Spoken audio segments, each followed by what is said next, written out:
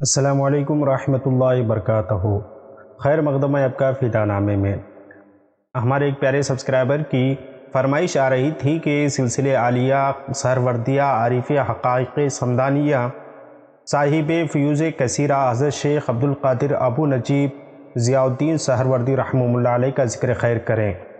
حضرت ابو نجیب ضیاء الدین سہروردی رحمہ اللہ علیہ سلسلے سہروردیہ کے بانی ہیں، جسے آپ کے خلیفہ اعظم اور بھتیجے حضرت شیخ الشیوخ شہاب الدین عمر سہروردی رحمہ اللہ علیہ نے آسمان شہرت تک پہنچایا۔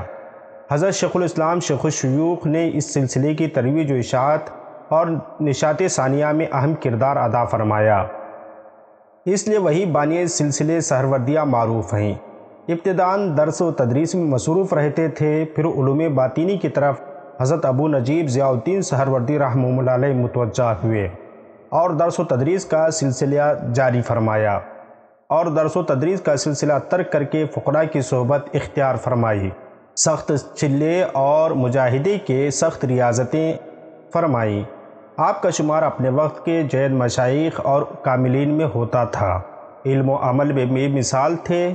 جب سیدنا غوث الاعظم شیخ عبدالقادر جیلانی رحمہ اللہ علیہ نے ارشاد فرمایا، میرا قدم ہر ولی اللہ کی گردن پر ہے، تو اس وقت آپ حضرت غوث الاعظم رضی اللہ عنہ کے مجلس وعظ میں شریک تھے۔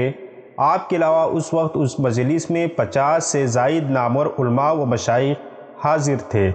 سب نے اپنی گردنیں جھکا لی اور حضرت محبوب سبحانی قطب ربانی عبدالقادر جیلانی رضی اللہ عنہ کے قدم مبارک کا بوسہ لیا اور غوث اعظم رضی اللہ عنہ کا قدم اپنے سروں پر رکھا، اور جن حضرات نے ایسا کیا ان کا نام آج بھی روشن اور تاباں ہے۔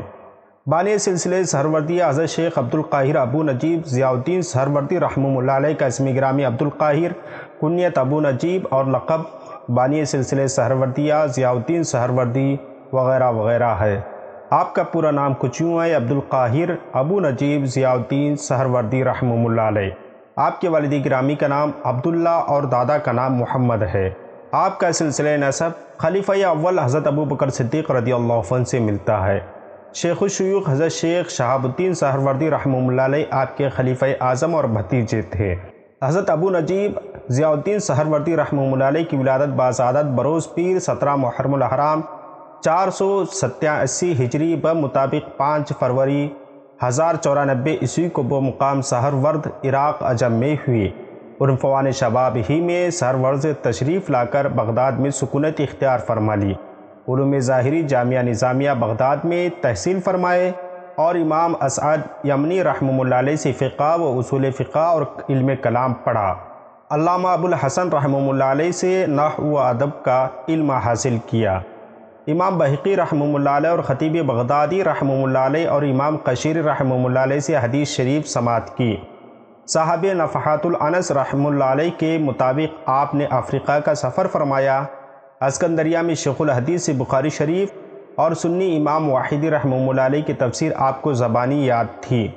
مزید جامعہ بغداد میں محدث عراق شیخ ابو علی محمد بن سعید بن سیقان اور ابو محمد عبد الخالق بن طاہر شافعی رحمہ اللہ علیہ سے بھی علم حدیث حاصل کیا۔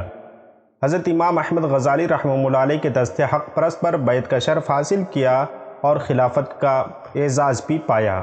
ابو نجیب ضیاء الدین سہروردی رحمہ اللہ علیہ اپنے چچا حضرت شیخ وجیہ الدین سہروردی رحمہ اللہ علیہ سے بھی خلافت کا شرف رکھتے تھے۔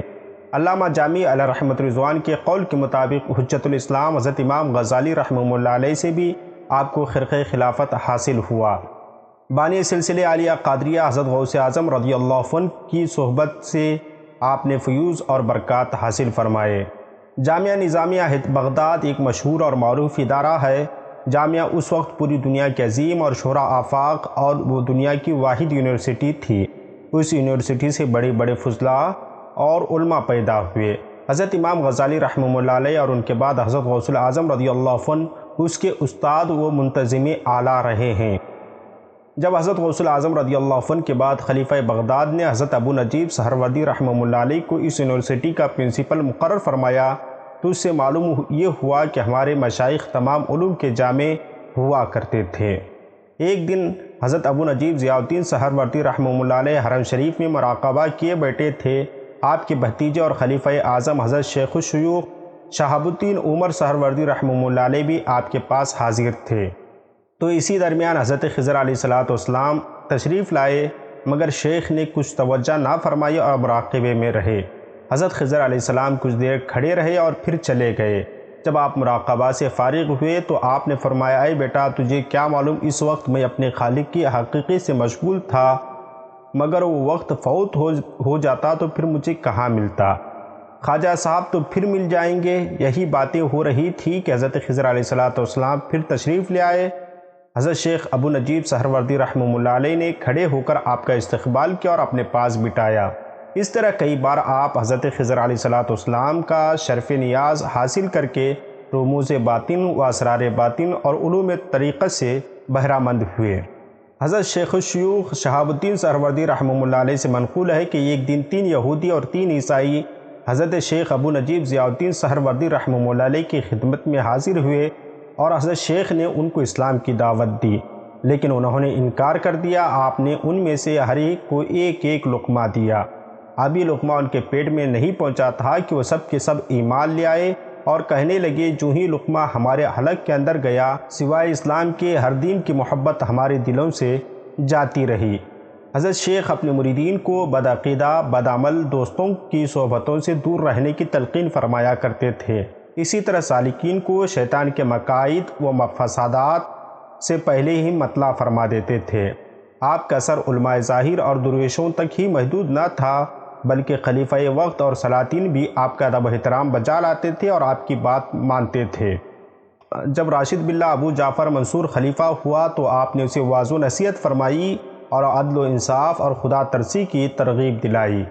آپ کی کتاب آداب المریدین مسائل طریقت پر ایک جامع و نافع اور بہترین کتاب ہے۔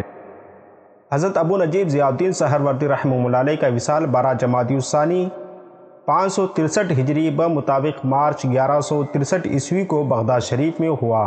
آپ کا مزار شریف بغداد شریف میں واقع ہے۔ اللہ کی بارگاہ میں دعا ہے کہ اللہ رب العزت آپ کے قبر انور پر رحمت انوار کی بارشیں نازل فرمائے۔ آپ کو یہ ویڈیو کیسی لگی آپ ہمیں کمنٹ باکس میں بتائیں۔ ویڈیو پسند آنے کی صورت میں لائک اور شیئر ضرور کریں۔ ملتے ہیں اگلی ویڈیو میں، تب تک آپ اپنا اور اپنے پیاروں کا خاص خیال رکھیں۔ السلام علیکم۔